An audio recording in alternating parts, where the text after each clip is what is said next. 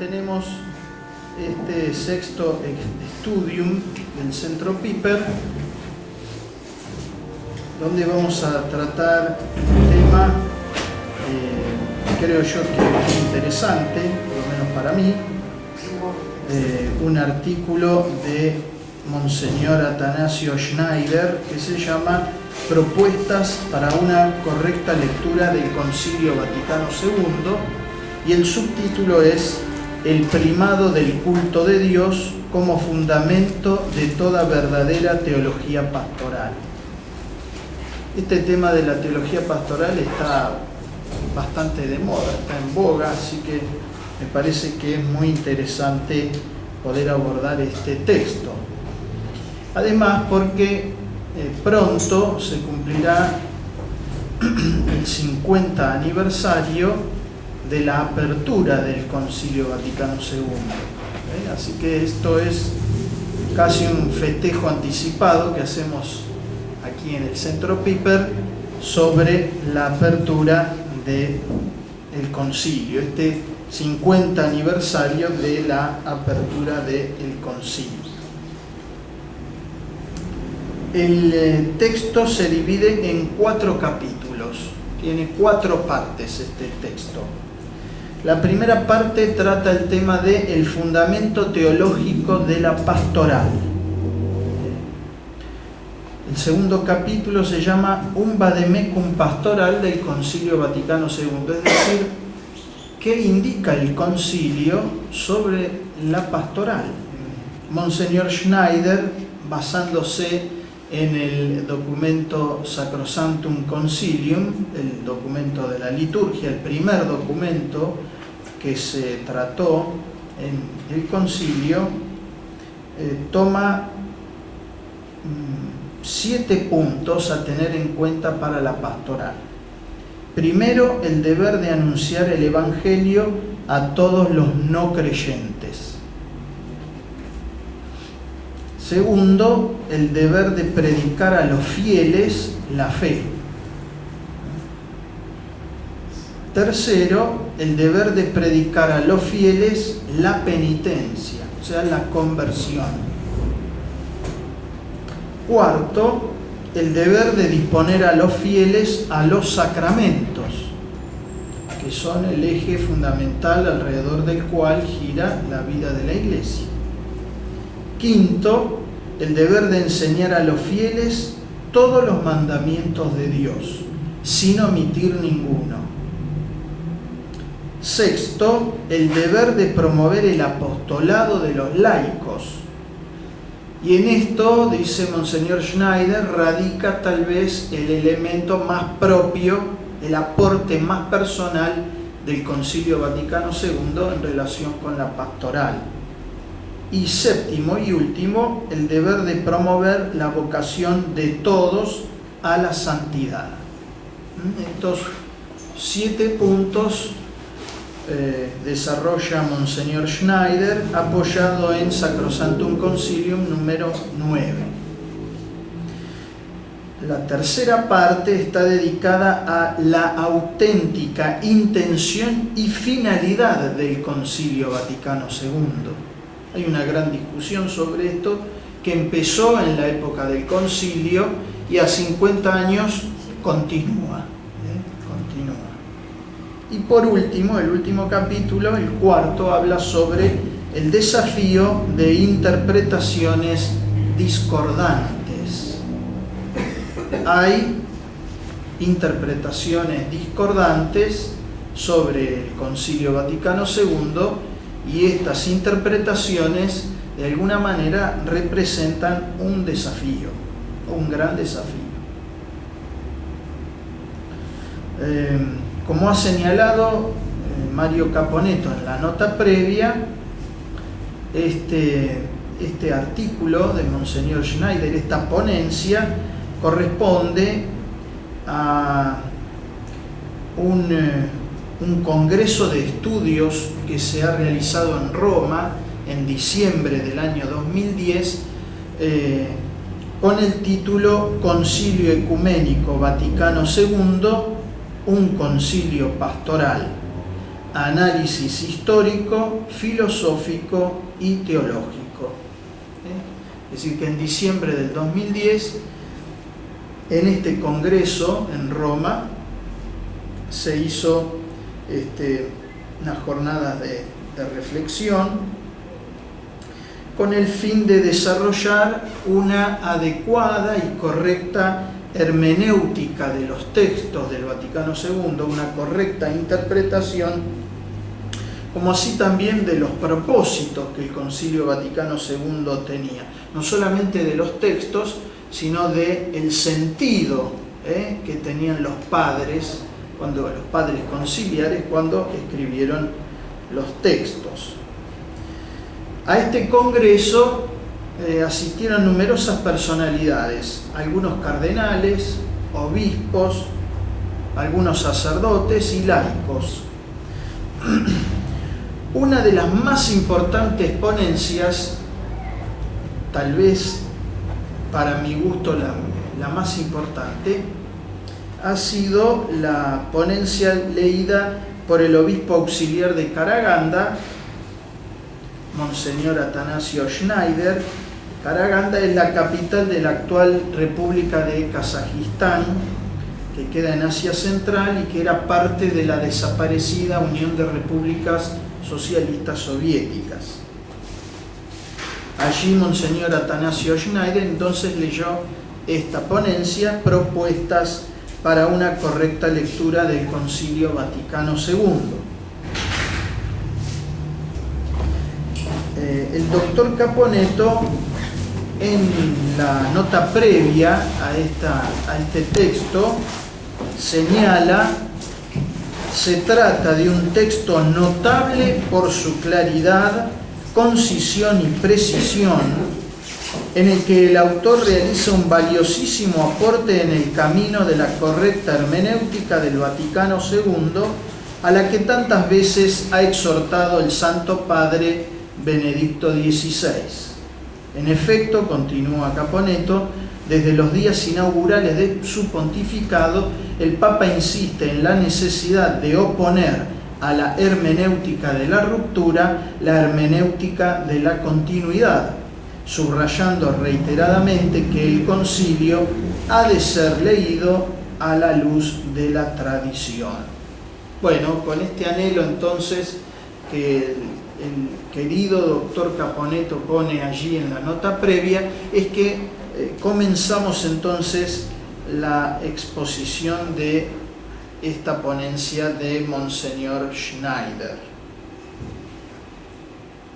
El capítulo 1, como dijimos, trata sobre el fundamento teológico de la pastoral.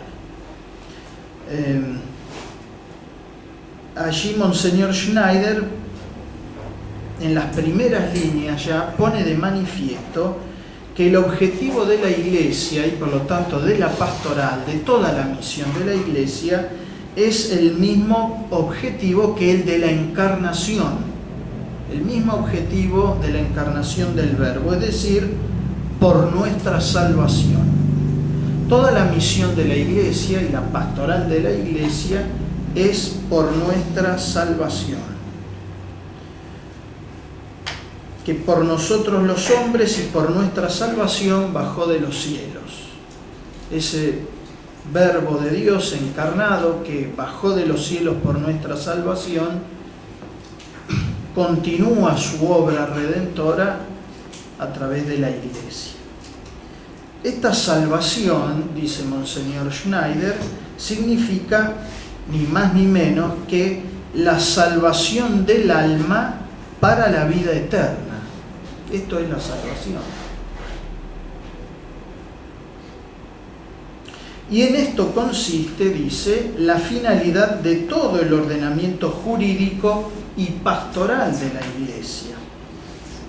De hecho, cita el canon 1752 del Código de Derecho Canónico, tener en cuenta la salvación de las almas, que debe ser siempre la suprema ley en la Iglesia.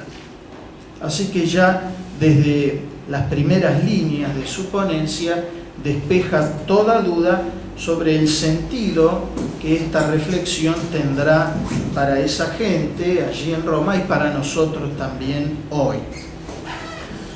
La salvación del alma humana, continúa, consiste en la santidad, en la renovación y aún más en la perfección de la originaria dignidad humana en Cristo. La renovación, la santidad es, ni más ni menos, participación del hombre en la misma naturaleza divina, ser partícipes de la divinidad. El doctor Caponetto pone una nota al pie de página bellísima del ordinario del misal romano, que se las voy a leer.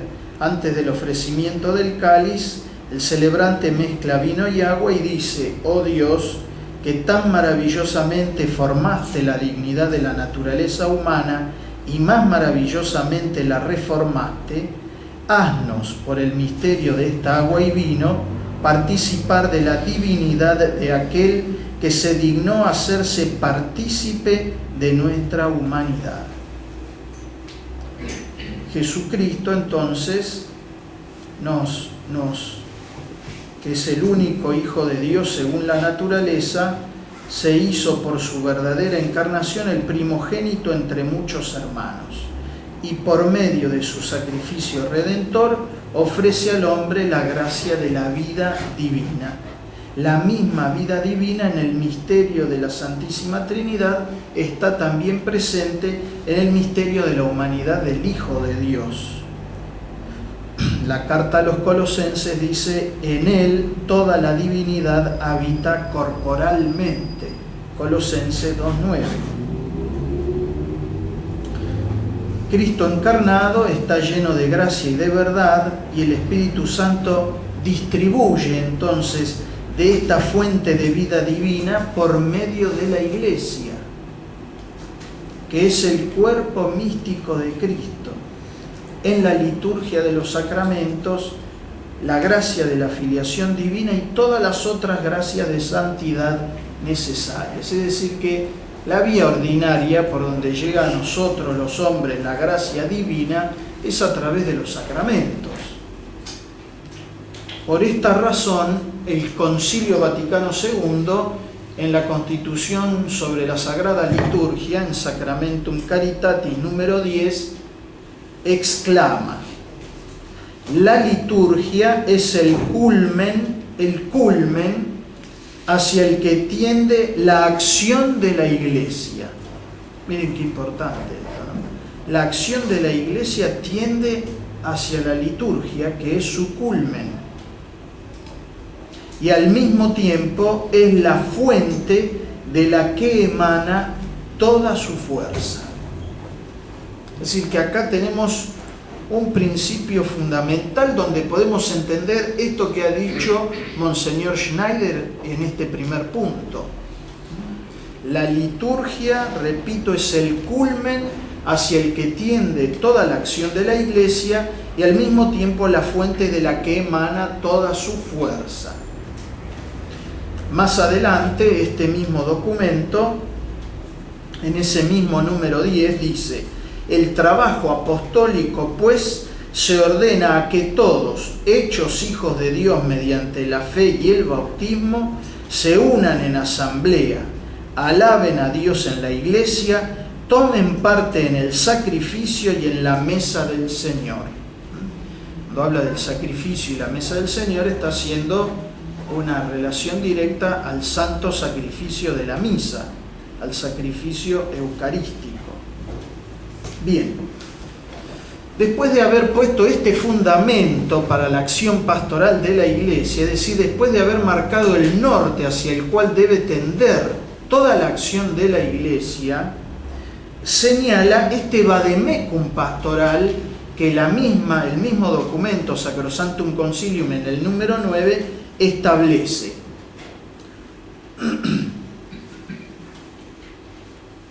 La Iglesia, dice Sacrosanctum Concilium, anuncia el mensaje de la salvación a quienes todavía no creen, a fin de que todos los hombres conozcan al único Dios verdadero y a su enviado Jesucristo, y cambien su conducta haciendo penitencia.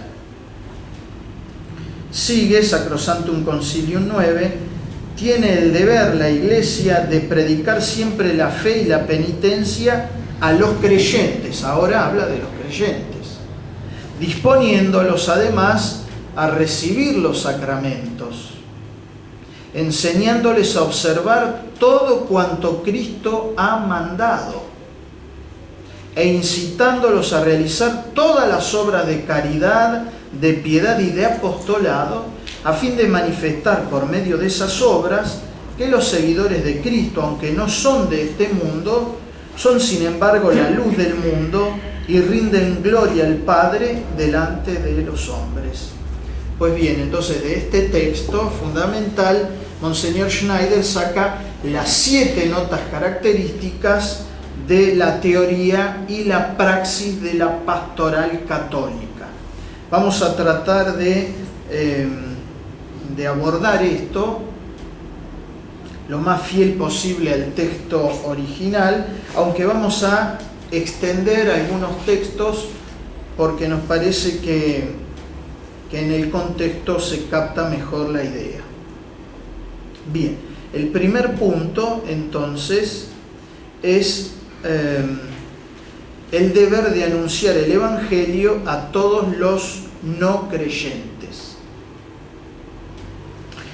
Allí habla Monseñor Schneider de que el anuncio debe ser explícito. El anuncio de Cristo debe ser explícito. Y por tanto, no hay lugar, dice Monseñor Schneider allí, para la teoría del cristianismo anónimo. Bien. Cristo es el único mediador entre Dios y los hombres. Allí cita Lumen Gentium 14. Pone el texto, yo voy a leer un poquito más, así que lo voy a tomar de esta traducción del concilio hecha por la Conferencia Episcopal Española, que es bilingüe, tiene el texto latino y el texto en español. Y es una muy buena traducción. El Santo Sínodo, dice Lumen Gentium 14, dirige su atención en primer lugar a los católicos. Interesante, ¿no? Porque la caridad empieza por casa. A veces, en estos días, pareciera que la caridad empieza por los de afuera. Sin embargo, el concilio se dirige primero aquí a los católicos. Basado en la Sagrada Escritura y en la tradición, enseña que esta iglesia peregrina es necesaria para la salvación. Es decir, que el concilio enseña que la iglesia es necesaria para la salvación. Cristo, en efecto, es el único mediador y como camino de salvación que se nos hace presente en su cuerpo, en la iglesia. Cristo se hace presente en la iglesia. Y la iglesia, por tanto, es necesaria para la salvación. Cristo, por supuesto, es el único mediador, pero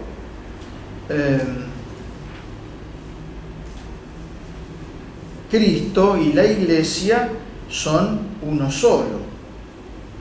Por tanto, no se puede separar a Cristo de la iglesia ni a la iglesia de Cristo. En Lumen Gentium 8 dice: Cristo, el único mediador, estableció en este mundo su iglesia santa, comunidad de fe, esperanza y amor, como un organismo visible. La mantiene así sin cesar para comunicar por medio de ella a todos la verdad y la gracia. Monseñor Schneider muestra que en la Declaración sobre la Libertad Religiosa, ustedes van a ver que hace una gran cantidad de citas del concilio. Y esto se debe precisamente a que apoya toda su reflexión en el mismo concilio. Y eso es algo que a mi criterio es muy importante, ya que comúnmente mucha gente habla del concilio, pero pocos lo han leído. Y entonces me parece muy importante esto, decir lo que dice el concilio, ya que en nombre del concilio se suelen afirmar a veces verdaderos disparates teológicos, litúrgicos y pastorales. Entonces esta tarea, aunque un poco engorrosa, es importante para saber que está tomando las palabras del Concilio Vaticano II para explicar lo que está explicando. En la Declaración sobre la Libertad Religiosa, dice Schneider, el concilio enseña que todo hombre es redimido por Cristo Salvador, todo hombre es redimido por Cristo Salvador, y es llamado a la filiación divina que solo puede recibir por medio de la gracia de la fe.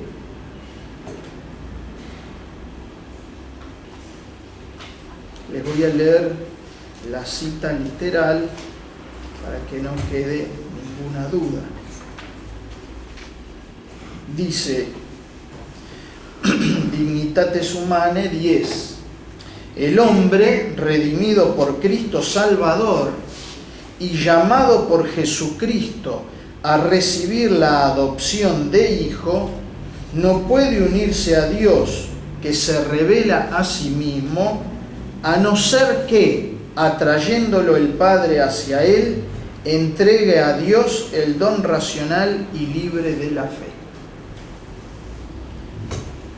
El mismo Papa, Pablo VI, uno de los dos papas que intervinieron en el concilio, el primero que abrió el concilio fue el beato Juan XXIII, y quien continuó la obra del concilio, el Papa Pablo VI, en la segunda sesión, en el discurso de apertura de la segunda sesión del concilio del año 1963, enseñaba que Jesucristo es el único y el supremo maestro y pastor, y es el único mediador entre Dios y los hombres.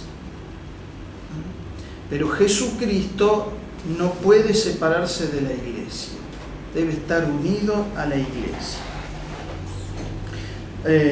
La enseñanza del concilio, en el documento Ad Gentes, en el número 8, dice algo como esto: y como el que no cree ya está juzgado, las palabras de Cristo son al mismo tiempo palabras de juicio y de gracia, de muerte y de vida. Son palabras fuertes del concilio, pero no están dichas en el siglo I, están dichas en el siglo XX. El concilio luego, a través de otros documentos, habla de la protección de la doctrina católica y de la fe. Es decir, que es un deber de la Iglesia no apartarse jamás del patrimonio de la verdad que ha recibido, el depósito de la fe, como dice San Pablo. Un depósito que ella no puede cambiar. No puede venir un papa y cambiarlo, un concilio y cambiarlo. Es un depósito que la Iglesia custodia. Es el depósito de la fe que Cristo le ha dejado para custodiarlo hasta que Cristo vuelva. Por eso la Escritura dice: hay de aquel que agregue o quite una coma a lo que yo he dicho. Porque si lo hiciera, si la Iglesia cambiara esta doctrina, se convertiría en traidora de Cristo. Sería una traidora de aquel que ha sido su fundador. La Iglesia es la única fundada por Cristo. ¿Cuál es la única fundada por Cristo? La que tiene más de 2000 años. Esa es la única Iglesia que Cristo fundó. Esa es la que tiene el depósito de la fe. Esa es la que debe custodiar ese depósito que Cristo le ha encomendado hasta que Él vuelva. Punto 2. Hay un deber de predicar a los fieles la fe. Toda pastoral debe tener en cuenta este punto. No solamente anunciarle a los que no creen, sino también predicar a sus propios fieles. Y eso es estrictamente lo pastoral. El Papa Juan Pablo II, en la carta encíclica Redemptoris Missio, habla de anunciarles la verdad, que es Cristo, a los que todavía no creen, a los que todavía no están en la iglesia. Primero, a los que no están. Segundo, eso se llama, misión ad gentes, hacia los gentiles, hacia los que no están. Segundo, predicarles y mantener las comunidades de bautizados, es decir, a los que ya están, a los que sí creen, a los que ya están en la iglesia. Y agregó esta noción que se llama nueva evangelización, que tiene un pie en la misión ad gentes y un pie en la pastoral. ¿Por qué tiene un pie y un pie? Porque la nueva evangelización va dirigido a bautizados, pero que han perdido la fe o que se ha enfriado su fe. Así que, en cuanto son bautizados, deberían ser tarea pastoral de la iglesia, los que están, pero como se ha enfriado la fe o ya no creen, se asemejan a los que no están todavía en la iglesia ni han creído en Cristo. Y esto es entonces la pastoral de la iglesia, mejor dicho, la misión de la iglesia tiene como estas tres funciones. La misión en sentido estricto, que está destinada a anunciar la verdad a los que no creen. La pastoral, que sirve para mantener, atender y hacer crecer a los que ya creen. Y la nueva evangelización, que está destinada a volver a encender los corazones de aquellos que alguna vez creyeron, pero que se han enfriado o que directamente han perdido la fe.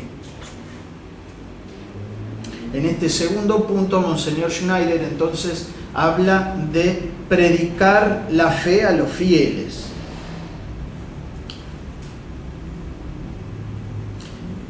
El Papa Juan XXIII, que es quien ha convocado el concilio y abierto el concilio, dice que el deber principal del concilio es la protección y la promoción de la doctrina de la fe. El deber principal del concilio. No está para otra cosa el concilio.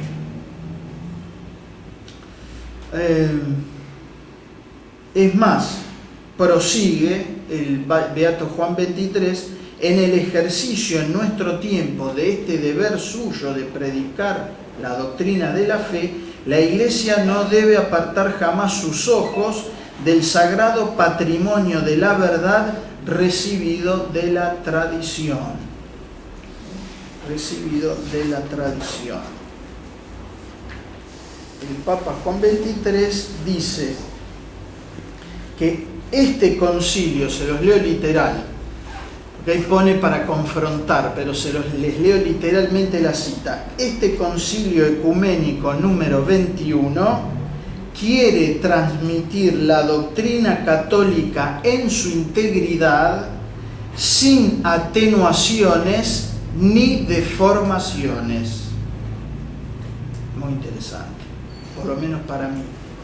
Yo les voy a contar algo. Yo nací en el posconcilio.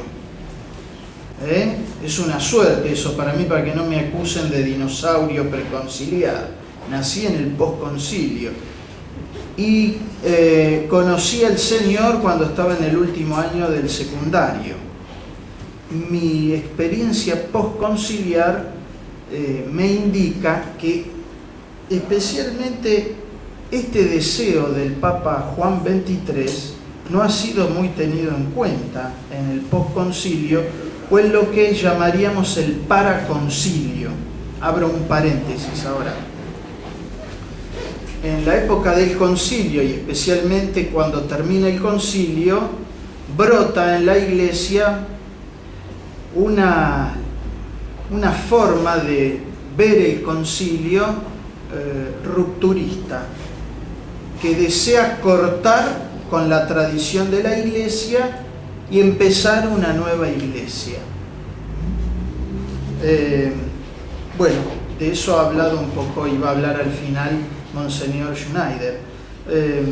Así que nosotros estamos tratando de ver por qué Schneider pone todos estos cimientos. Bueno, precisamente para evitar esta penumbra que de alguna manera nos viene persiguiendo desde hace 50 años por lo menos, que es la penumbra de las interpretaciones encontradas sobre los textos del Vaticano II, pero que yo me animo a adelantarles que se trata no de una interpretación de los textos, sino de una tergiversación de lo que han dado en llamar algunos progresistas católicos el espíritu del concilio, entre comillas, que es una cosa volátil que depende de la imaginación del teólogo de moda, como dice Benedicto XVI, que por lo general tienen el apoyo de los medios.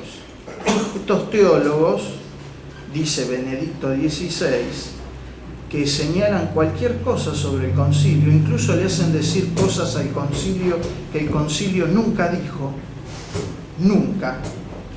Estos teólogos por lo general tienen el apoyo de los medios de comunicación. Por eso se ha difundido tanto esta forma de interpretar el concilio con mentalidad rupturista. ¿A qué me refiero con eso? A que para algunos que están tomados por esta visión, todo lo que se llama preconciliar es algo que mejor ni acordarse, que mejor perderlo que encontrarlo. Todo lo preconciliar es algo que valdría bien tirarlo por la borda, no escribir más sobre eso, borrar la idea de eso, del preconcilio. Pero bueno, yo tengo grandes amigos preconciliares, qué sé yo, San Francisco de Asís, Santa Clara de Asís, Santo Tomás de Aquino, y si vamos más atrás, qué sé yo, San Agustín. San Agustín también es preconciliar. Y bueno, y si vamos con esta idea al extremo, bueno, también Jesucristo es preconciliar, vivió hace 2000 años, antes del Concilio Vaticano II, los apóstoles, la Virgen Santísima, son todos preconciliares.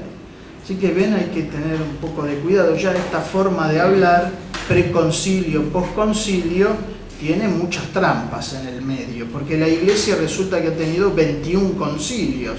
Entonces, preconciliar, ¿de cuál concilio? ¿Del concilio 3 o del 20 o del 14 o del 21?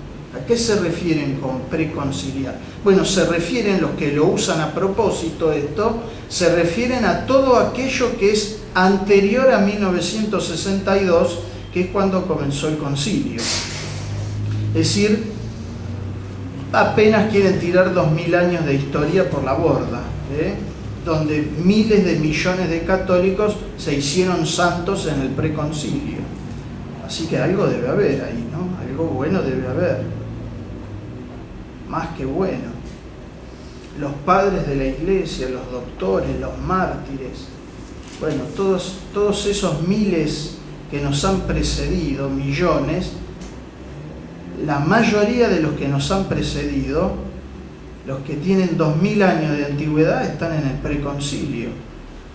Apenas los últimos 50 años son lo que estos mismos llaman el postconcilio, que comparado con lo que quedó atrás debe representar un mínimo porcentaje, ¿no?, de creyentes. Bien, hay que volver a predicar la doctrina, dice el Papa Juan XXIII. Miren lo que dice: que el sagrado depósito de la doctrina cristiana sea custodiado y propuesto con mayor eficacia. Eso sí, que hay que proponerlo con mayor eficacia, claro, estamos todos de acuerdo. ¿Y qué más decía? Se los voy a leer porque es bueno leer el documento directo. Lo que más interesa al concilio ecuménico, dice Juan XXIII, lo que más interesa es que se conserve y se proponga con mayor eficacia el sagrado depósito de la doctrina cristiana. Esto es lo que más le interesa al concilio. Bueno, también alguien podría decir que bueno, esto se puede matizar, pero bueno, nosotros leemos al que convocó el concilio, y nos parece que entonces en este Papa y en el que lo continuó Pablo VI podemos entender el contexto en el cual se da el concilio, porque si no, un texto fuera de contexto es un buen pretexto para hacer decir cualquier cosa a ese texto. Hay que ponerlo en contexto. Y más todavía,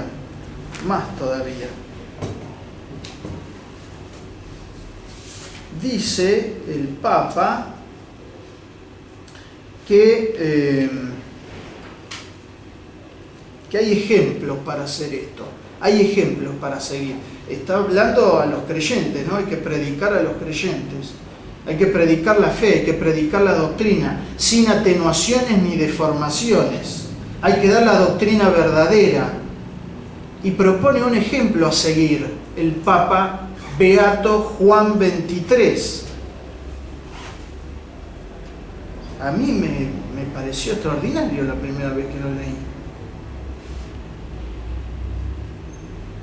Dice el Papa: es necesario que todos en nuestro tiempo acojan la doctrina católica en su integridad, no lo que me gusta sí, lo que no me gusta no, en su integridad. Hay que pensarla, dice el Papa, y formularla en aquel modo tan cuidado y tradicional que muestran, sobre todo, y acá vienen los ejemplos, las actas del Concilio de Trento y del Vaticano I. Así que fíjense hasta qué punto es ideológica esta interpretación rupturista, cuando el Papa está diciendo que el ejemplo que tenemos nosotros para predicarle a los fieles la fe, el ejemplo que hay que seguir, que recomienda, que hay que tener frente a la mirada en la pastoral, es Trento y el Vaticano I. Esto es maravilloso. Tocan otros temas interesantes, voy a tratar de ser breve, pero hay algo que no podría dejar de leer antes de terminar este punto, que dice así: en la declaración sobre la libertad religiosa, el concilio advierte a los fieles que se ocupen, los fieles deben ocuparse en difundir la luz de la vida con toda confianza y fortaleza apostólica hasta la efusión de la sangre, hasta el martirio. Yo digo, ¿cuántas veces los católicos tenemos que hacer un examen de conciencia, porque nosotros también tenemos responsabilidad en que las cosas estén como estén? Yo tengo una mirada un poco, digamos así, cruda sobre los hechos actuales de nuestra patria y del mundo. Y tendríamos que, a la luz de estos textos que nos piden la efusión de la sangre en el apostolado católico, hacer un examen de conciencia y ver hasta dónde hemos dado y hemos hecho. Los laicos, dice el concilio, tienen además el grave deber de conocer plenamente la verdad revelada. Tenemos este grave deber de conocer la verdad revelada, de anunciarla fielmente y de defenderla con firmeza. Es decir, que para nosotros los laicos, contrariamente a lo que se piensa, que la Iglesia es clericalista, que está todo centrado en los clérigos, el concilio le da a los fieles laicos un lugar destacado. Gaudium et Spes dice que, en relación a las objeciones que ponen algunos, ¿no? Bueno, pero eso, tengamos cuidado con eso, porque hay que ser amables y buenos, no vaya a ser cosa que se nos cruce alguien por el camino, seamos un antitestimonio para alguien.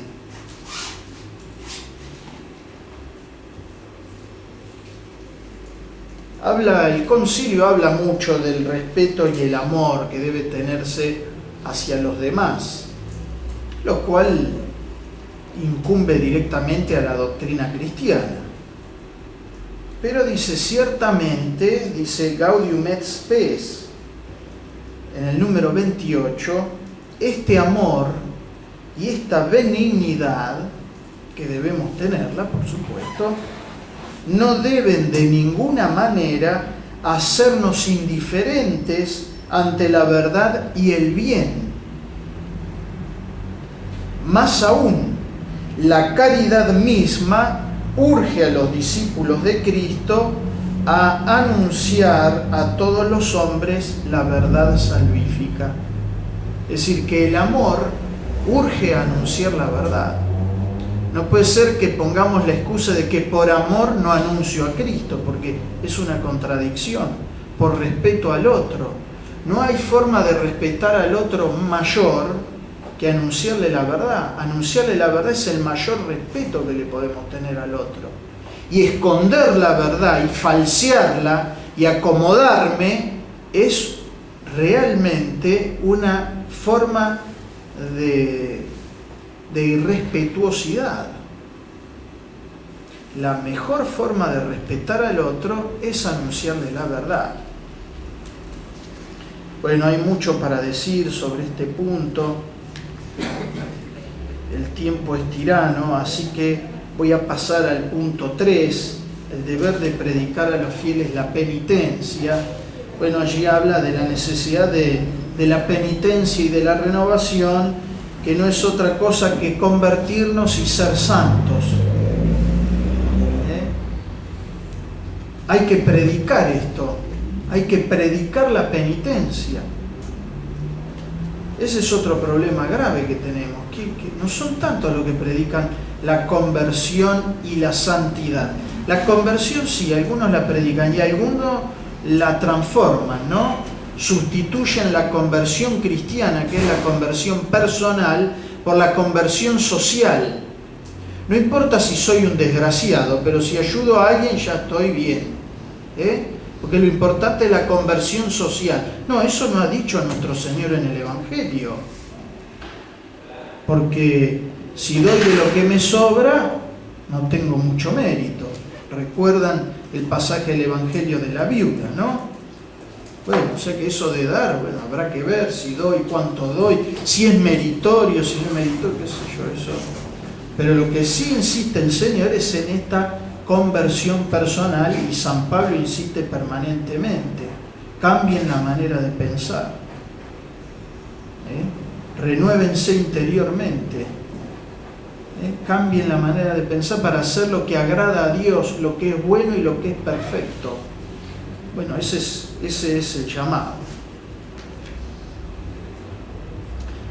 El punto 4 habla del deber de disponer a los fieles a los sacramentos. Este punto es muy importante, que el concilio lo diga, porque en la evangelización que yo recibí, yo personalmente, hablo en nombre propio, no estaba la centralidad de la vida sacramental. Y entonces leer este punto en el concilio me pareció maravilloso, porque este es un mal muy extendido. Conozco mucha gente que se autoconsidera católica pero no va a misa, porque le aburre. Nadie le ha dicho que la misa no es para divertirse. Hay una falta grave de instrucción litúrgica en nuestro pueblo, grave. Entonces queremos hacer las misas divertidas y por esa razón la gente ya no viene más, o se ha tomado la misa no como un sacrificio. Así en estos términos se refiere el Concilio Vaticano II a la misa, el santo sacrificio. Habla del sacrificio de Cristo en el altar. No es una cena de camaradería simplemente, es la mesa del Señor, sí, pero como dice Canta la Mesa, es una cena, pero es una cena y hay una mesa, pero es una cena sacrificial, no es cualquier cena, es una cena sacrificial, y el sacrificio es Cristo, y el sacerdote es Cristo.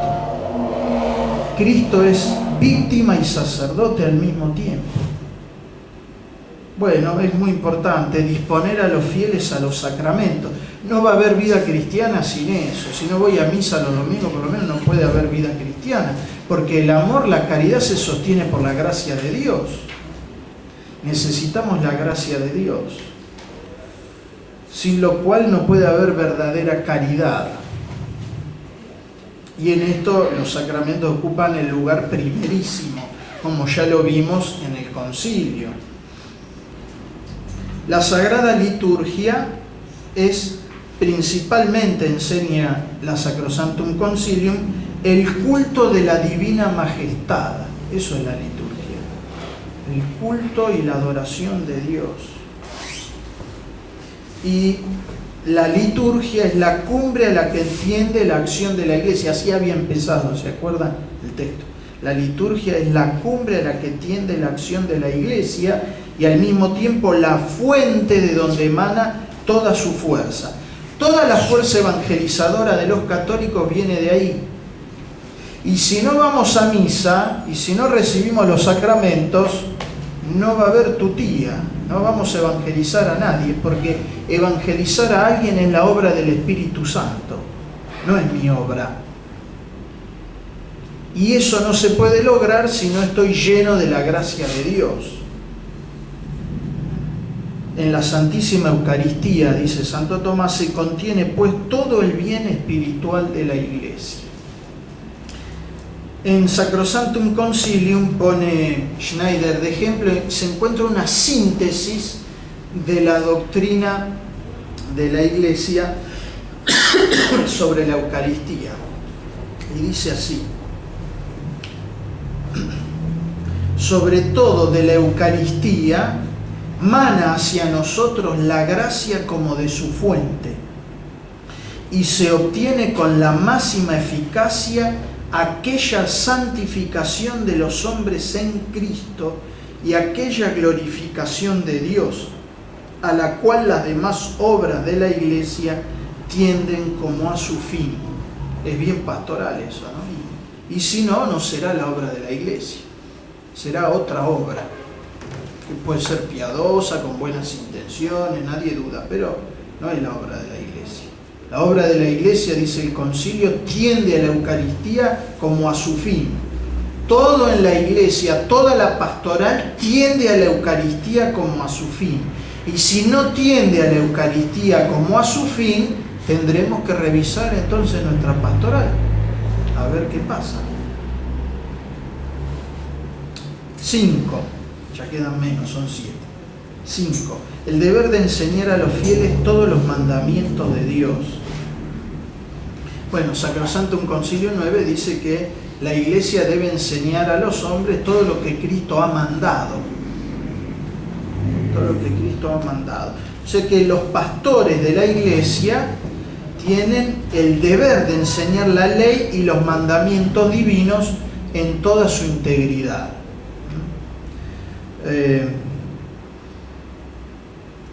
Hay cosas hermosas, hay perlitas. Dignitatem Humanae 3, por ejemplo, cita ahí Monseñor Schneider. La ley divina, que es eterna, objetiva y universal, es la norma suprema de la vida humana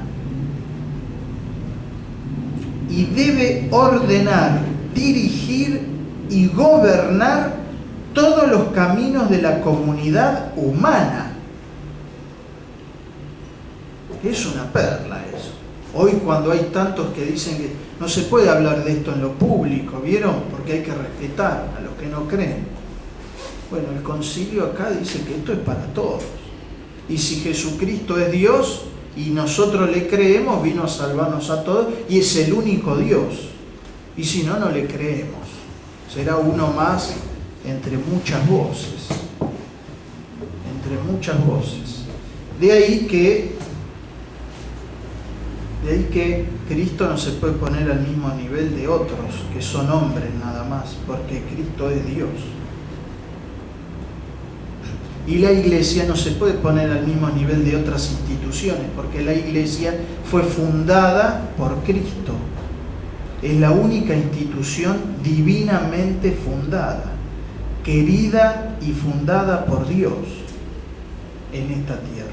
No hay otra institución humano-divina, solo la Iglesia Católica. Hay que enseñar los mandamientos, y el concilio dice que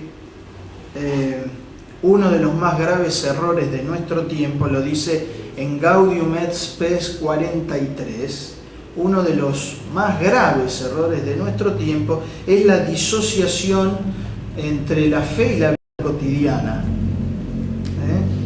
Es decir, vivimos una especie de esquizofrenia acá, el doctor nos puede hablar después de eso, pero de esquizofrenia religiosa, y hay muchas ideologías muy metidas entre los católicos que propugnan esta división, ¿no?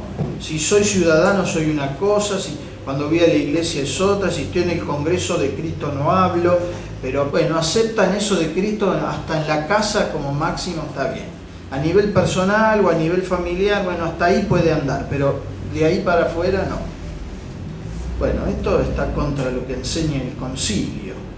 No ya contra los que enseñan los papas preconciliares, como dicen por ahí, sino contra lo que enseña el Concilio Vaticano II. Gaudium et Spes 16 dice: el hombre tiene en realidad una ley escrita por Dios dentro del corazón, en cuya obediencia consiste la dignidad misma del hombre. Miren qué hermoso. La dignidad misma del hombre consiste en esta ley, esta realidad de la ley escrita en mi corazón, en el corazón de todos los hombres. Y de acuerdo con ella será juzgado el hombre. Finalmente el concilio en Gaudium et Spes 43 dice: no se cree, por tanto, una oposición artificial entre las actividades profesionales y sociales de una parte y la vida religiosa por otra. Miren qué importante. No podemos vivir disociados.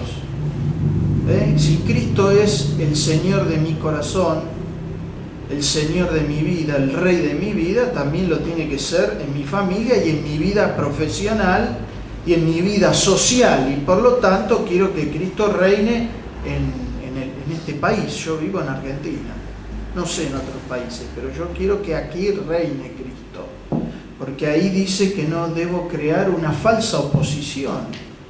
Es claro el concilio, La vida moral, entonces, dice Schneider, la vida doméstica, profesional, científica y social debe estar guiada por la fe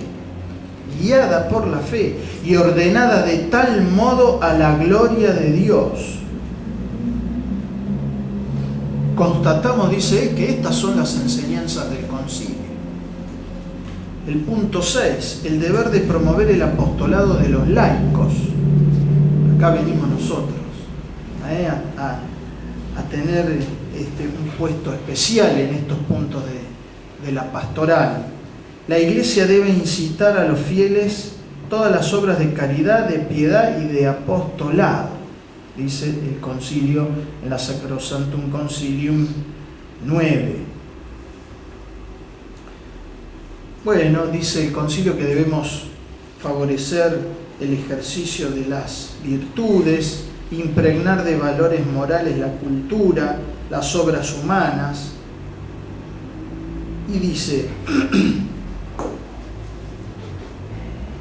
en nuestro tiempo es sumamente necesario que resplandezca del modo más claro posible la manera de obrar de los fieles, a fin de que la misión de la Iglesia pueda más plenamente responder a las particulares condiciones del mundo moderno. En efecto, así como se ha de reconocer que la ciudad terrena, legítimamente dedicada a los cuidados seculares, está regida por principios propios, Así también con razón se ha de rechazar la infatua doctrina que pretende construir la sociedad sin consideración alguna por la religión e impugna y elimina la libertad religiosa de los ciudadanos. Es el número 36 de Lumen Gentium. Bueno, no podemos aceptar que se construya la sociedad sin consideración alguna por la religión. Lo dice claramente el concilio.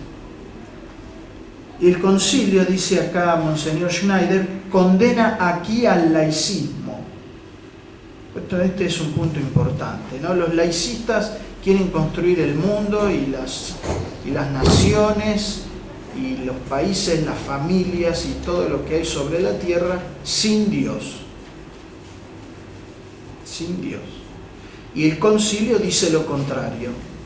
Dice que tenemos que construirlo con Dios. Y esto es lo que el Papa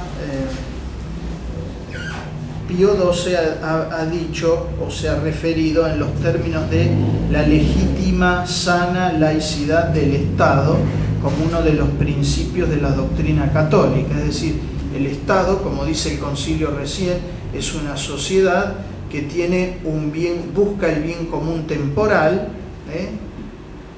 y la Iglesia busca el bien común eterno, sobrenatural, pero evidentemente las dos deben trabajar unidas. El Estado y la Iglesia, los dos deben trabajar unidos. ¿Por qué?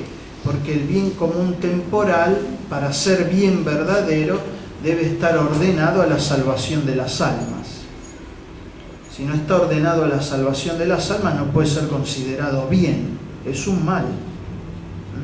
Pongo un ejemplo. Un gobierno debe disponer las cosas de tal manera, aunque sea solo el gobierno que busca el bien común temporal de un país, debe disponer las cosas de tal manera que lo que el gobierno dispone no obstaculice la salvación de las almas de las personas que habitan ese país. Esta es la doctrina tradicional católica, la doctrina de siempre. Y aunque la Iglesia no tiene un fin político en sí mismo, es la Iglesia la que orienta, porque la Iglesia trata sobre los fines últimos del hombre, sobre el fin último, que es la salvación del alma, la salvación de las personas. Por eso la Iglesia orienta hacia dónde debe ir el bien común temporal del Estado. Si hay conflicto entre el bien común temporal del Estado y el bien sobrenatural de las personas, si hay conflicto ahí, hay que empezar a revisar a ver cómo andamos. El concilio en Lumen Gentium dice también: es propio de los laicos buscar el reino de Dios, tratando las cosas temporales y ordenándolas según Dios. Los laicos tratamos las cosas temporales y las ordenamos, dice el concilio, según Dios. Según Dios.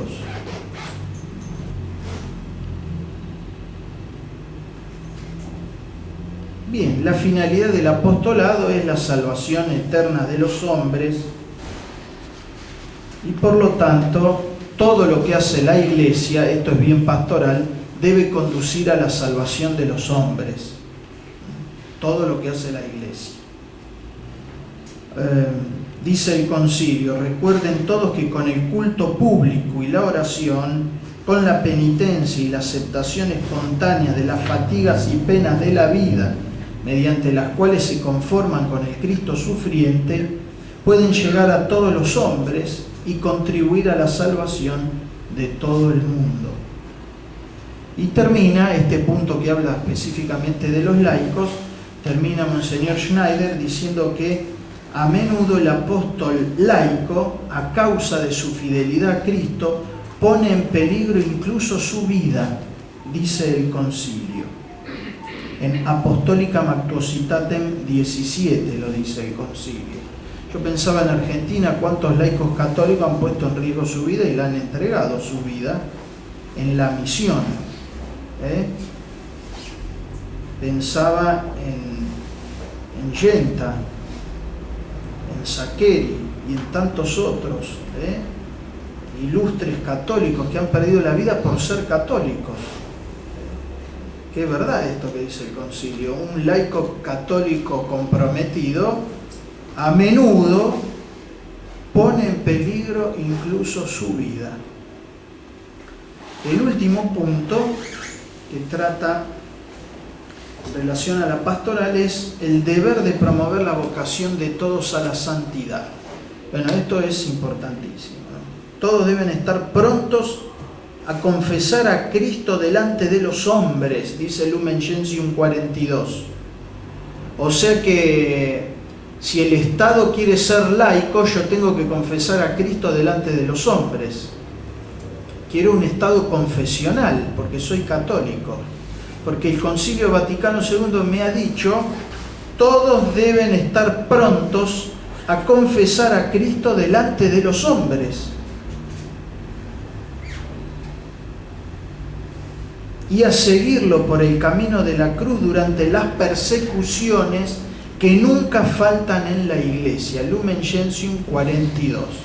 La Iglesia que es fiel a su Señor siempre es perseguida. Siempre.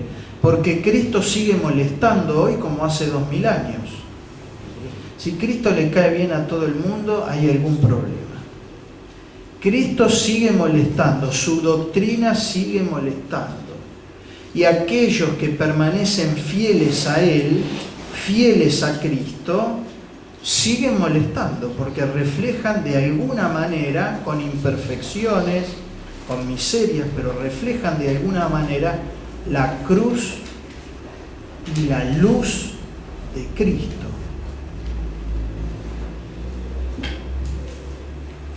La tercera parte de esta ponencia habla sobre la auténtica intención y finalidad del Concilio Vaticano II. Algo ya hemos dicho, así que voy a tratar de ser rápido porque lo mejor está en el punto 4. Para entender bien el Concilio Vaticano II hay que tomar en cuenta, dice Schneider, la característica específica del tiempo en el que se desarrolló el concilio. ¿Y eso cómo lo sabemos? Porque las dijo el Papa Pablo VI, esas características. El 7 de diciembre del 65 lo dijo, en la última congregación general que realizó el Concilio Vaticano II. Dijo allí: el tiempo en el que él se ha cumplido, el concilio, un tiempo que cada uno reconoce como empeñado, miren las características, empeñado en la conquista del reino de la tierra antes que del reino de los cielos. Un tiempo en el que el olvido de Dios se ha hecho habitual y sugerido, al parecer, sin razón, por el progreso científico. Un tiempo en el que el acto fundamental de la personalidad humana, vuelta más consciente de sí, de la libertad, tiende a pronunciarse por la propia autonomía absoluta, liberándose de toda ley trascendente. Un tiempo en el que el laicismo, lo que hablamos recién y tratamos de explicar muy por arriba, parece la consecuencia legítima del pensamiento moderno y la sabiduría última del ordenamiento temporal de la sociedad. No es la sabiduría última del ordenamiento temporal de la sociedad. Un tiempo, además, en el que las expresiones del espíritu alcanzan cimas de irracionalidad y desolación. Un tiempo, en fin, que registra aún en las grandes religiones étnicas del mundo turbaciones y decadencias nunca antes experimentadas. En este tiempo se ha celebrado nuestro concilio en honor de Dios. Este contexto hay que tenerlo en cuenta a la hora de leer el concilio y de captar el trasfondo de esas afirmaciones tan rotundas sobre esta necesidad imperiosa de declarar a Cristo delante de los hombres, que considero que hoy es más acuciante esa necesidad que, por supuesto, que en la época en que el Papa Pablo VI dijo esto. Según el Beato Juan XXIII, que es el otro Papa que estuvo en el concilio, la intención del Vaticano II, el fin del Vaticano II es que en la entera familia humana crezcan abundantísimos los frutos de la fe, de la esperanza y de la caridad. O sea que el concilio es para que crezca la fe ¿en quién? En Cristo. La esperanza y la caridad que solo se puede sostener con la gracia de Dios. En esto consiste, de acuerdo a Juan XXIII, la singular importancia y dignidad del concilio. Por último, el último punto, el desafío de interpretaciones discordantes. Hay interpretaciones discordantes del concilio, lo decíamos al inicio. Para una interpretación correcta es necesario, dice Monseñor Schneider, tener en cuenta la intención que ponen de manifiesto los documentos conciliares y también tener en cuenta las palabras específicas de los papas conciliares, que son Juan XXIII y Pablo VI.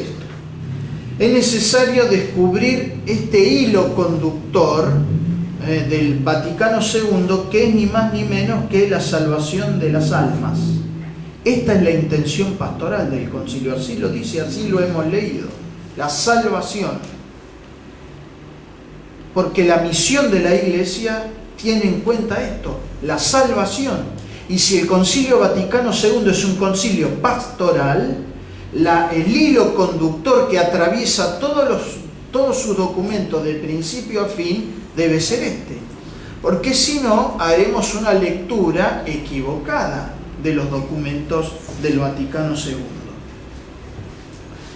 Esta salvación de las almas como intención pastoral está subordinada entonces al culto divino y a la gloria de Dios, es decir, depende de la primacía de Dios.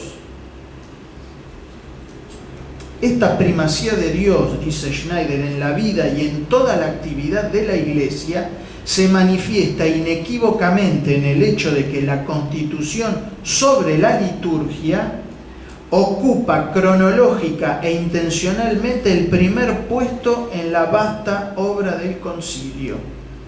De este documento, el más fundamental e importante del concilio, Schneider ha sacado estas 7 notas. La urgencia de predicar a Cristo a los no creyentes a fin de que se conviertan. La máxima solicitud respecto de la predicación de la doctrina de la fe.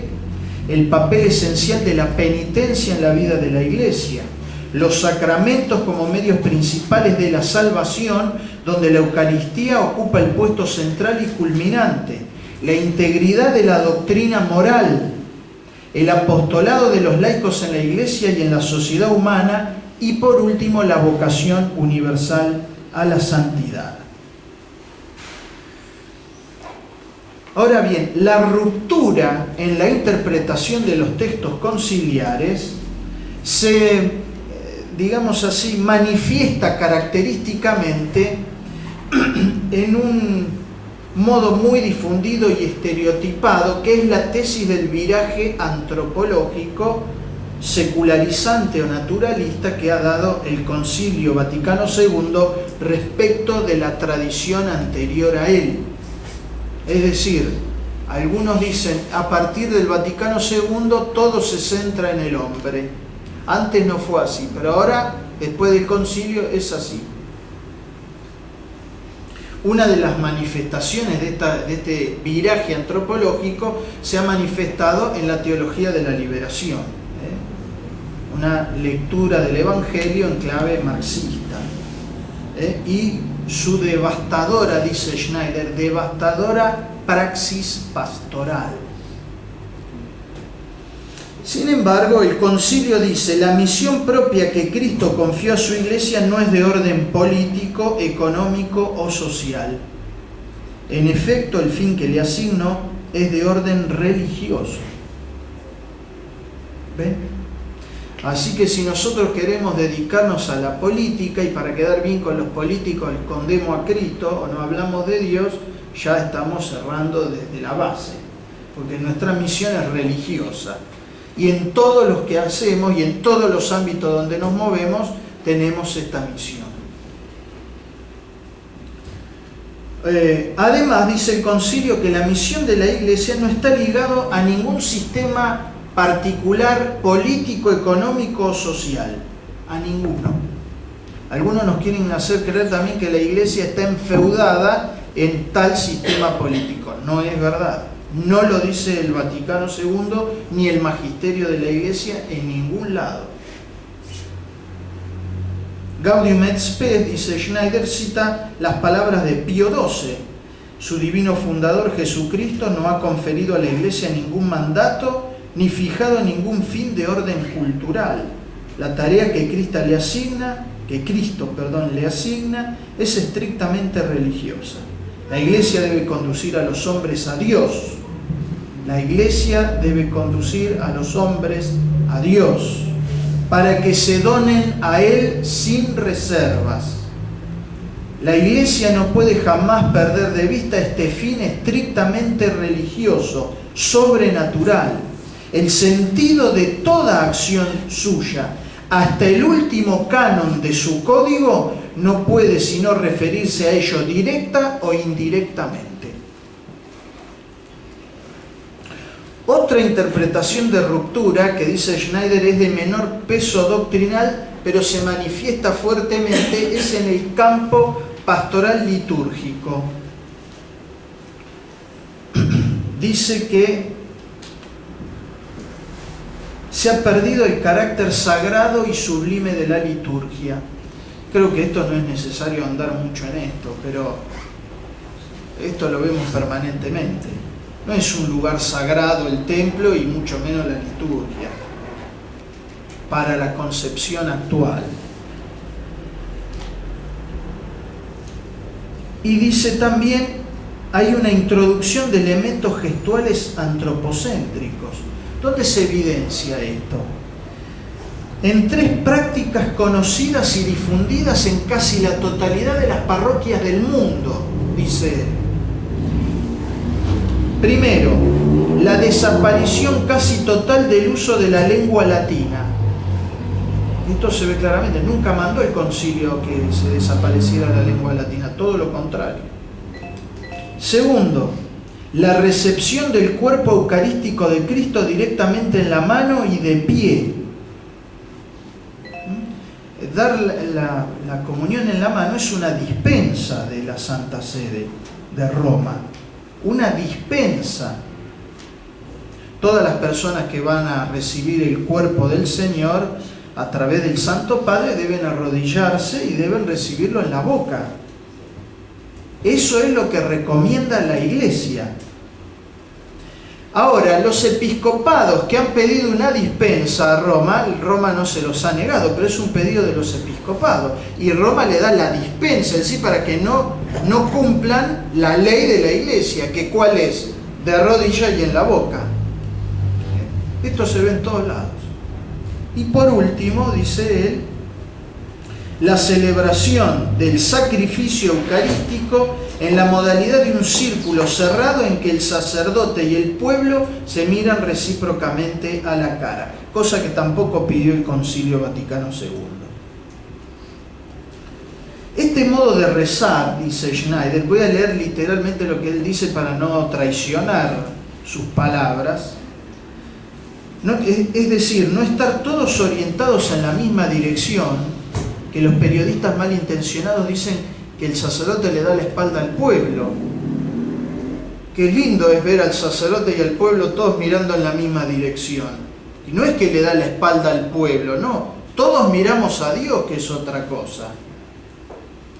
Este modo de rezar, a saber, no estar todos orientados en la misma dirección, que es una expresión corporal y simbólica más natural respecto de la verdad de estar todos espiritualmente vueltos hacia Dios en el culto público, contradice la práctica que Jesús mismo y sus apóstoles han observado en la oración pública, o sea, en el templo, o sea, en la sinagoga.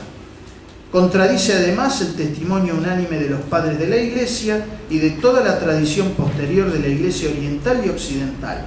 Estas tres prácticas pastorales y litúrgicas de clamorosa ruptura con la ley de la oración mantenida por generaciones de los fieles católicos durante al menos un milenio, durante 1000 años por lo menos, esto se hizo siempre así, no encuentran ningún apoyo en los textos conciliares. No hay en el concilio textos que pidan esto. Por el contrario, más bien contradicen o bien un texto específico del concilio, en lo que tiene que ver con lo de la lengua latina, Sacrosanctum Concilium 36.1 y Sacrosanctum Concilium 54, o bien la mens, el espíritu de los padres conciliares, el deseo de los padres conciliares, la verdadera intención de los padres conciliares, como se puede verificar en las actas del concilio. En el desorden hermenéutico de las interpretaciones contradictorias y en la confusión de las aplicaciones pastorales y litúrgicas, el único intérprete auténtico de los textos conciliares no es otro que el concilio mismo, juntamente con el Papa. Es decir, que cuando nosotros tenemos que interpretar esto, tenemos que leer el concilio y los papas. No un teólogo que se puso de moda, porque un teólogo y yo mismo, que no soy un magisterio paralelo ni pretendo dar opiniones personales sobre el tema, podemos opinar, pero una cosa es la opinología y otra cosa es lo que enseña la Iglesia. Acá este obispo, Monseñor Schneider, ha tratado de plantear las cosas de manera razonablemente católica. Este es un modo católico de afrontar una discusión, que es yendo al magisterio de la Iglesia, que es el único intérprete auténtico de la Sagrada Escritura y de la Sagrada Tradición. Dice Schneider que se puede hacer una analogía con la confusión de los primeros siglos de la Iglesia, donde había una cierta heterodoxia, y que hizo que Tertuliano contrapusiera a los herejes la realidad de que solo la Iglesia es la propietaria legítima de la fe, de la palabra de Dios y de la tradición. Solamente la Iglesia, dijo Tertuliano, puede decir: yo soy la heredera de los apóstoles. Solo la Iglesia. Y dice él, hablando analógicamente, solo el Magisterio Supremo del Papa podrá decir: yo soy el heredero del Concilio Vaticano II. Al respecto, y en relación a la liturgia, convendría que todos estemos al tanto de la gran reforma litúrgica que está realizando nuestro actual pontífice. Existieron, dicen, décadas pasadas, y ahora dentro de la Iglesia existen grupos que hacen un enorme abuso del carácter pastoral del concilio y de sus textos. Porque la intención pastoral del concilio hace que el concilio no quiera presentar enseñanzas propias, definitivas e irreformables. Por la misma naturaleza pastoral de los textos del concilio, dice Schneider, se evidencia que estos textos están en principio abiertos a complementos y ulteriores precisiones doctrinales. ¿Entienden lo que esto quiere decir, no? Quiere decir que no se agota todo acá, sino que hay que ver lo que los papas, la doctrina de la Iglesia, ha enseñado con posterioridad. Y ni que hablar sobre liturgia y sobre cómo interpretar el concilio, la doctrina del Papa Benedicto XVI. Frente a este cuadro, Schneider se atreve a hacer una propuesta que es un desafío al mismo tiempo para la Iglesia. Dice así: teniendo en cuenta la experiencia ya de varias décadas de interpretaciones doctrinal y pastoralmente equivocadas y contrarias a la continuidad bimilenaria de la doctrina y de la oración de la fe, surge la necesidad y la urgencia de una intervención específica y autorizada del magisterio pontificio para una interpretación auténtica de los textos conciliares con complementos y precisiones doctrinales. ¿Qué está diciendo? Necesitamos que el Papa intervenga doctrinalmente para aclarar, zanjar estos errores. Necesitamos una especie de syllabus errorum, un listado de los errores acerca de la interpretación del Concilio Vaticano II. Eso es lo que propone. El Papa tiene que hacer un acto de magisterio haciendo una lista de los errores en la interpretación del Concilio Vaticano II. Hay necesidad de un nuevo sílabus, dice Schneider.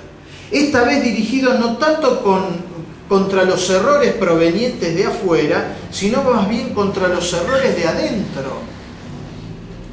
Los errores que muchos teólogos difunden, lamentablemente, envenenando la fe de miles de bautizados.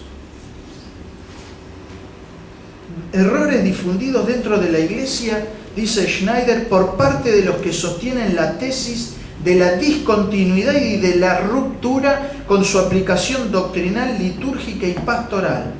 Tal sílabus debería tener dos partes, se atreve a decir Schneider: la parte que señale los errores y la parte positiva con proposiciones aclaratorias, complementarias y de precisión doctrinal.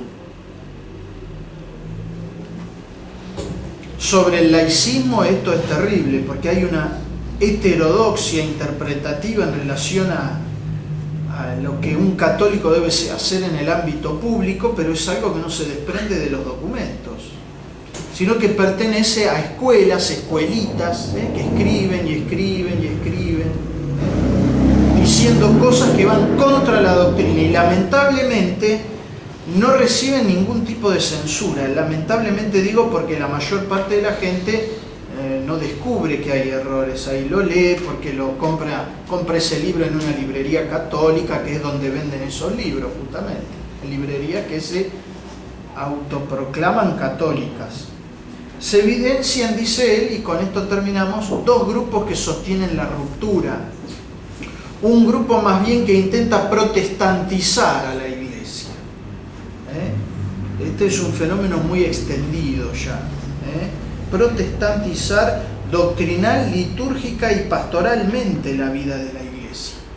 Y por otro lado, algunos grupos que se llaman de tradicionalistas, entre comillas lo voy a poner yo, que en nombre de la tradición rechazan el concilio y se sustraen a la sumisión al supremo y viviente magisterio de la Iglesia, a la cabeza visible de la Iglesia, el vicario de Cristo sobre la tierra, el Papa, sometiéndose por ahora tan solo a la cabeza invisible de la Iglesia, que es Cristo, a la espera de tiempos mejores. La verdadera renovación tiene que estar en la continuidad. En la continuidad. No hay otra forma de renovarnos. El Papa ha llamado a esto, el Papa Benedicto XVI ha llamado a esto la hermenéutica de la continuidad. Frente a los que dicen que todo empezó con el Concilio Vaticano II, el Papa dice que cada concilio continúa el anterior. Ninguno es contra el concilio anterior, porque eso sería un disparate. Y ningún magisterio actual es contra el magisterio de otra época. Porque como diría nuestro padre Membiel, si el magisterio del siglo XX condena el magisterio del siglo XIX y dice que está equivocado, en el XXI podrían condenar el del siglo XX, con lo cual ya entra el relativismo, entonces nada tendría sentido. Nada tendría sentido si esto fuera posible. El magisterio de la Iglesia avanza siempre sabiendo lo que hubo atrás y nunca negando lo que hubo atrás. Nunca negando lo que hubo atrás. Este es un gran desafío. El Papa ha sido muy criticado por esto. Empezó en el año 2005 esta historia, en el famoso discurso que el Papa Benedicto XVI dio en diciembre del 2005 a la Curia Romana, donde por primera vez les habla de la hermenéutica de la renovación, contraponiéndola a la hermenéutica de la ruptura y la discontinuidad. Pero luego, en 2 o 3 oportunidades, ha hablado ya directamente de la hermenéutica de la continuidad a secas, así, que creo que expresa claramente esto. No es una continuidad absoluta en el sentido de que, como dice el cardenal Kurt Koch, el suizo, no es una continuidad absoluta en el sentido de que no se pueda decir nada que no se haya dicho. No se trata de eso. Se trata de una continuidad en lo esencial, una continuidad en lo dogmático, en lo moral, en la fe. En las cosas accesorias, bueno, hay cosas que realmente se modifican, se transforman en aquello que es accesorio, no en aquello que es esencial. La fe siempre es la misma, porque Cristo es siempre el mismo. Jesucristo, dice la carta a los Hebreos, es el mismo ayer, es el mismo hoy y será el mismo siempre. Si no, tenemos muchos Cristos y tenemos muchas iglesias. Una iglesia que era la de San Francisco, la de Santo Tomás, y otra es la del Concilio, y otra es la de los padres, y empezamos con ideas raras ya, y empezamos a dividir y a entrar en la mentalidad rupturista, lo cual es un grave pecado, porque se tergiversa todo. Siempre es la misma doctrina. En un sentido estricto no habrá novedad alguna, porque en un sentido estricto el depósito de la fe no cambia, siempre es el mismo. Siempre es la misma fe, siempre rezamos el mismo credo, ¿o no? Hace 2000 y que hay que renovarlo, cambiarlo, agregarle cosas ahora. No, porque la fe siempre es la misma, ¿cómo vamos a agregarle cosas? Y no, porque ahora quedaría más lindo, capaz. Y bueno, pero no, la iglesia no está en eso, en que queda más lindo. La iglesia está para conseguir en el mundo implantar la fe, para salvar las almas, para predicar a Cristo, hasta el derramamiento de sangre si es necesario. Termino con un texto del Concilio de Trento que me parece maravilloso y que cita Schneider. El Concilio de Trento, que fue propuesto por el Beato Juan XXIII como ejemplo a seguir, dice, en relación a la reforma de la Iglesia: el Santo Sínodo, movido por tantos graves males que padece la Iglesia, no puede dejar de recordar que la cosa más necesaria a la Iglesia de Dios es elegir pastores óptimos e idóneos. Con mayor razón en cuanto que nuestro Señor Jesucristo pedirá cuentas de la sangre de aquellas ovejas que hubiesen perecido a causa del mal gobierno de pastores negligentes y olvidadizos de su deber. Lo que más necesitamos, dice el Concilio de Trento, en la Iglesia, es pastores óptimos e idóneos. No me atrevo a agregar nada más a esto porque soy un laico. Sigue el concilio. En cuanto a todos aquellos que por cualquier razón tienen por parte de la Santa Sede algún derecho a intervenir en la promoción de los futuros prelados o a los que participan de algún modo en ello, el Santo Concilio los exhorta y amonesta a que recuerden sobre todo que nada pueden hacer más provechoso para la gloria de Dios y la salvación de los pueblos que empeñarse en elegir pastores buenos e idóneos para gobernar la Iglesia.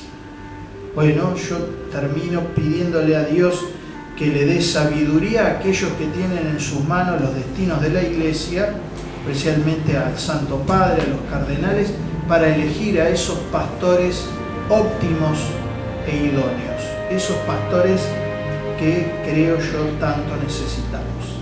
Bueno.